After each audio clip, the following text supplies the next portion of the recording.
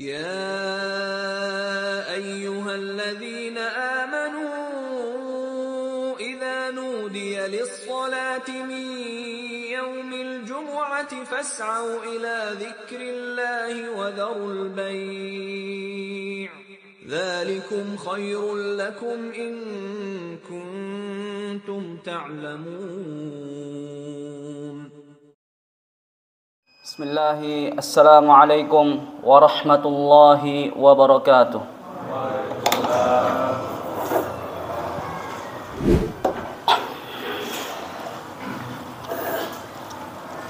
Innal hamdalillah nahmaduhu wa nasta'inuhu wa nastaghfiruh wa na'udzu billahi min shururi anfusina wa min sayyiati a'malina. Man yahdihillahu fala mudilla lahu ومن يضلله فلا هادي له أشهد أن لا إله إلا الله وحده لا شريك له وأشهد أن محمدا عبده ورسوله يا أيها الذين آمنوا اتقوا الله حق تقاته ولا تموتن إلا وأنتم مسلمون يا أيها الناس اتقوا ربكم الذي خلقكم من نفس واحدة وخلق منها زوجها وبث منهما رجالا كثيرا ونساء واتقوا الله الذي تساءلون به والأرحام إن الله كان عليكم رقيبا يا أيها الذين آمنوا اتقوا الله وقولوا قولا سديدا يصلح لكم أعمالكم ويغفر لكم ذنوبكم ومن يطع الله ورسوله فقد فاز فوزا عظيما. أما بعد فإن أصدق الحديث كتاب الله وخير الهدي هدي محمد صلى الله عليه وسلم وشر الأمور محدثاتها فإن كل محدثة بدعة وكل بدعة ضلالة وكل ضلالة في النار. رب اشرح لي صدري ويسر لي أمري واحلل عقدة من لساني يفقه قولي. Hadirin jamaah salat Jumat rahimakumullah. Segala puji bagi Allah Subhanahu wa taala yang telah menjadikan Masjidil Aqsa sebagai kiblat pertama kaum muslimin. Segala puji bagi Allah taala yang telah menjadikan Masjidil Aqsa dan bumi Palestina sebagai tanah suci ketiganya. Segala puji bagi Allah taala yang telah memberkahi Masjid Al-Aqsa dan sekelilingnya yang mana Allah Ta'ala abadikan di dalam Al-Quran. Allah Ta'ala berfirman, A'udzubillahi minasyaitonir rajim. Subhanalladzi asra bi'abdihi laylan minal masjidil harami ilal masjidil aqsa alladzi barakna hawlahu linuriyahu min ayatina innahu huwas sami'ul basir. Maha suci Allah Ta'ala yang telah memperjalankan hambanya, yaitu Nabi Muhammad SAW, dari Masjidil Haram ke Masjidil Aqsa yang kami berkahi di area sekelilingnya, linuriyahu min ayatina, agar kami perlihatkan kepadanya sebagian tanda-tanda kebesaran kami. Innahu huwas sami'ul basir, sungguhnya dialah yang maha mendengar lagi maha mengetahui. Salawat serta salam semoga senantiasa tercurah limpahkan kepada junjungan kita, suri tauladan kita, Nabi besar kita Muhammad sallallahu alaihi wasallam beserta keluarganya, para sahabatnya, tabi'in, tabi'ut tabi'in, dan kepada seluruh umatnya yang senantiasa teguh di atas sunnahnya hingga hari akhir. Khatib mewasiatkan kepada diri khatib pribadi dan kepada para jamaah seluruhnya, marilah kita sama-sama untuk senantiasa bertakwa kepada Allah Ta'ala dengan sebenar-benarnya takwa. Allah Ta'ala berfirman, wa tazawwadu fa inna khairaz zarit taqwa wattaquni ya ulil albab. Dan berbekallah, dan sesungguhnya sebaik-baik bekal adalah bekal takwa. Dan bertakwalah kepadaku, wahai orang-orang yang berakal. Yang kemudian kita realisasikan takwa tersebut dalam kehidupan kita dengan menjalankan seluruh perintah-perintahnya dan menjauhi semua larangan-larangannya. Hadirin jamaah salat Jumat rahimakumullah. Pada kesempatan nasihat Jumat kali ini, marilah kita sama-sama memetik sebuah nasihat agung dari sahabat mulia Umar bin Khattab radhiyallahu anhu dalam memaknai kemuliaan hidup manusia. Yang mana beliau radhiyallahu anhu mengatakan, "Laula thalathun la ahbabtu an akuna qad laqitu Allah." Kalaulah bukan karena 3 hal ini, sungguh aku lebih memilih untuk segera berjumpa dengan Allah Ta'ala. Yang pertama, laula an ad'a jabhati lillah. Kalaulah bukan karena aku letakkan dahiku untuk bersujud kepada Allah Ta'ala, au ajlisa fi majalisa yuntaqa fiha tayyibul kalam kama yunaqqa jayyidut tamr. Yang kedua adalah atau aku duduk di majlis-majlis ilmu demi memetik ucapan-ucapan yang baik sebagaimana memetik kurma yang baik. Au an asira fi sabilillahi azza wa jalla. Dan yang ketiga adalah atau aku berjalan, berjuang, berjihad di jalan Allah Subhanahu wa taala. Hadirin jamaah salat Jumat rahimakumullah, dan marilah kita bahas ketiga poin ini satu persatu. Yang pertama adalah hidup untuk beribadah kepada Allah Azza wa Jalla. Ketahuilah bahwasanya tujuannya diciptakannya jin dan manusia tidak lain dan tidak bukan adalah agar mereka beribadah kepada Allah. Allah Ta'ala berfirman, "Wa ma khalaqtul jinna wal insa illa liya'budun."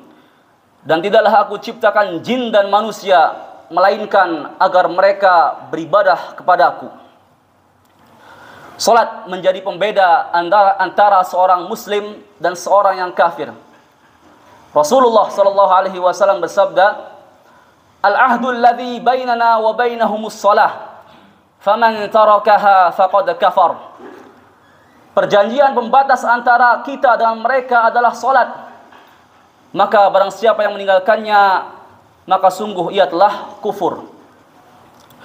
Salat menjadi amalan pertama yang akan dimintai pertanggungjawaban di akhirat nanti. Rasulullah sallallahu alaihi wasallam bersabda, "Awwalu ma yuhasabu bihil 'abdu yaumal qiyamati shalah." Yang pertama kali dihisab pada hari kiamat dari seorang adalah salat. Fa in salahat salaha sa'iru amalih. Maka jika salatnya baik, baik pula seluruh amalannya. Wa in fasadat fasada sa'iru amalih. Dan jika salatnya rusak, maka rusak pula seluruh amalannya. Salat menjadi barometer kokoh atau robohnya bangunan agama seorang. Rasulullah sallallahu alaihi wasallam bersabda, "Ra'sul amril Islam wa 'amuduhu shalah." Pokoknya segala urusan adalah Islam dan tiangnya adalah salat. Di hari kiamat nanti terdapat penyesalan orang-orang yang dimasukkan oleh Allah Ta'ala ke dalam neraka lantaran mereka meninggalkan salat. Allah Ta'ala berfirman, "Anil mujrimin ma salakakum fi saqar qalu lam nakum minal musallin."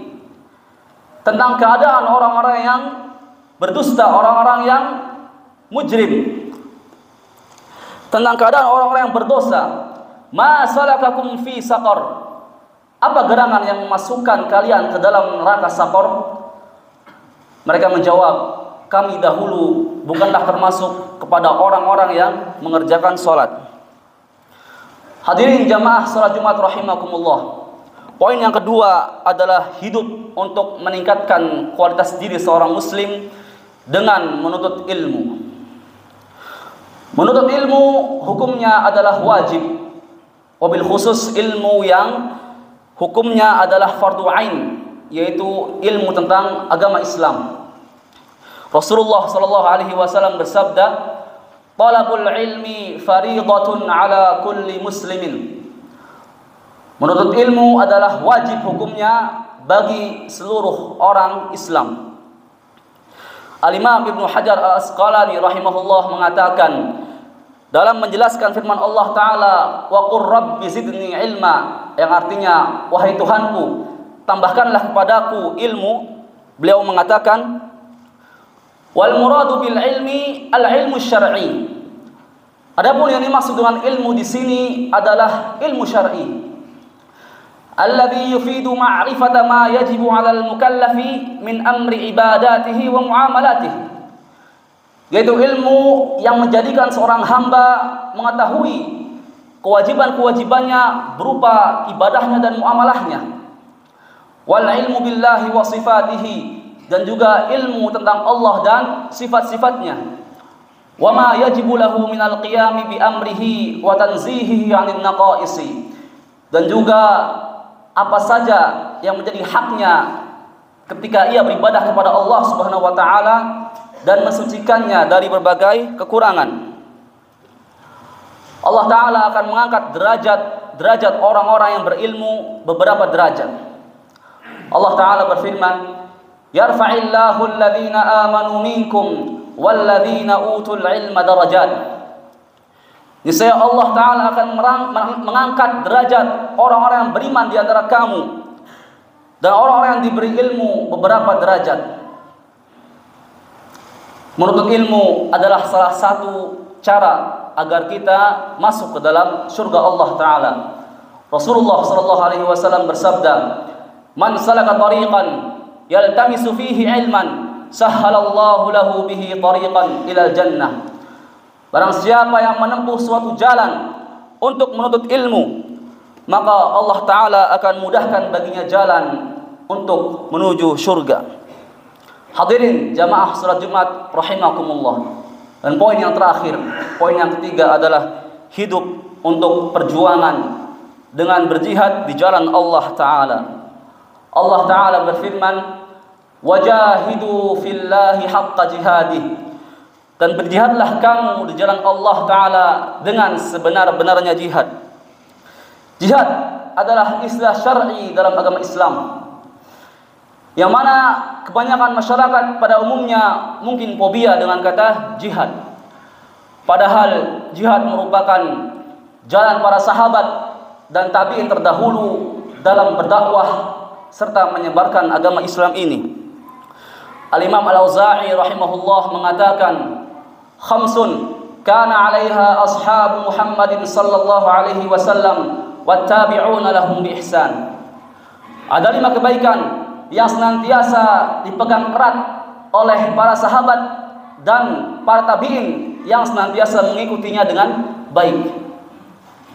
Luzumul jama'ati, yang pertama adalah berpegang teguh kepada al-jamaah. Wattiba'us sunnati, dan mengikuti sunnah. Wa imaratul masjidi, dan memakmurkan masjid-masjid. Wa tilawatul qur'ani, dan membaca Al-Quran. Wal jihadu fi sabilillah, dan yang terakhir adalah berjihad di jalan Allah Ta'ala. Kita lihat di dunia Islam pada hari ini, Palestina kembali menyala dan membara. Masjidil Aqsa yang merupakan kiblat pertama kaum muslimin masih tertawan. Maka selama masih ada di belahan bumi Allah Ta'ala ini yang masih terjajah oleh kaum kufar, maka hukum jihad akan tetap dan terus berlaku.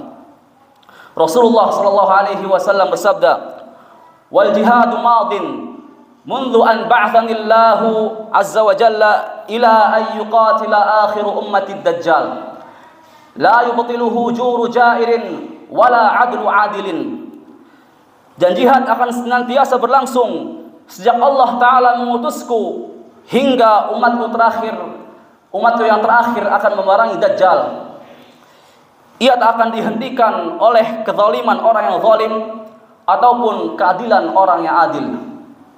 Dan juga Rasulullah SAW bersabda di hadis yang lain, lan yabraha hadzal dinu qa'iman yuqatilu alaihi isabatun minal muslimina hatta taqumas sa'ah. Agama ini akan senantiasa menang selagi masih ada sekelompok dari kaum muslimin yang berperang di jalan Allah Ta'ala hingga datangnya hari kiamat. Aqulu qawli hadha wa astaghfirullah li wa lakum wa lisa'iril muslimina min kulli dhanb fastaghfiruh innahu huwal ghafurur rahim.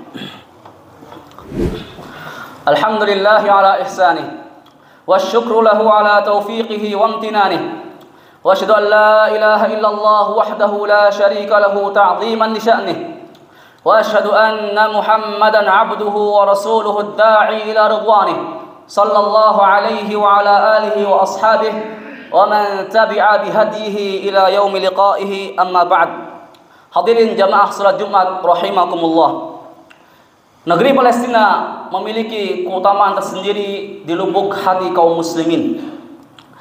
Karena di dalamnya ada masjid yang sangat mulia, yang mana masjid tersebut merupakan kiblat pertama untuk kaum muslimin.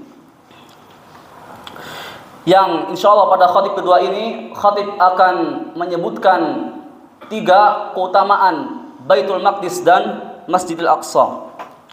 Yang pertama adalah Masjidil Aqsa adalah masjid kedua yang dibangun di muka bumi ini.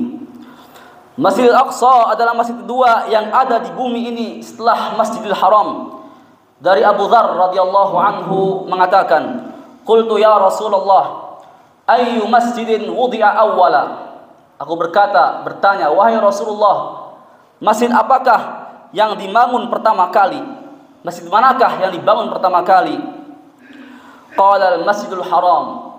Rasulullah pun bersabda, Masjidul Haram, yaitu Masjid Al-Haram, masjid yang ada di Makkah. Qultu thumma ay? Qala al-Masjidul Aqsa. Aku kembali berkata, kemudian masjid mana lagi? Qal al-Masjidul Aqsa. Beliau menjawab bersabda, Masjid Al-Aqsa. Hadirin jamaah salat Jumat rahimakumullah. Keutamaan kedua adalah Baitul Maqdis merupakan suatu wilayah yang tidak akan bisa dimasuki oleh Dajjal. Rasulullah sallallahu alaihi wasallam bersabda, "Alamatuhu yamkuthu fil ardi 40 sabahan, yablughu sultanuhu kullaman hal." Itu tandanya adalah Dajjal akan tinggal di muka bumi ini selama 40 hari. Kekuasaannya itu melampaui seluruh penjuru. Wala ya'ti arba'ata masajid, Al-Ka'bata wa Masjidar Rasuli wal Masjidal Aqsa wat Tur. Akan tapi ia tidak akan mampu mendatangi 4 masjid. Yang pertama apa? Al-Ka'bah atau Masjidil Haram, wa Masjidur Rasuli dan Masjid Nabawi sallallahu alaihi wasallam, dan Masjidil Aqsa, dan yang keempat adalah At-Tur, Bukit Tursina. Hadirin jamaah salat Jumat rahimakumullah. Dan yang ketiga adalah kemenangan kaum muslimin di akhir zaman nanti ditandai dengan penaklukan Baitul Maqdis. Dari hadis Auf bin Malik radhiyallahu anhu, ia pernah mendengar Nabi sallallahu alaihi wasallam bersabda, "U'dud sittan baina yaday sa'ah." Hitunglah 6 hal di antara tanda-tanda hari kiamat. Dan di antaranya adalah mauti thumma fathu Baitul Maqdis, itu kematianku, dan kemudian penaklukan atau pembebasan fathu Baitul Maqdis, kota Baitul Maqdis. Dan kita berdoa kepada Allah Subhanahu wa taala, memohon kepadanya agar Allah taala menjadikan kita semua sebagai orang-orang yang mulia baik di dunia maupun di akhirat, agar Allah taala menolong saudara-saudara kita yang sekarang sedang terzalimi di bumi Palestina.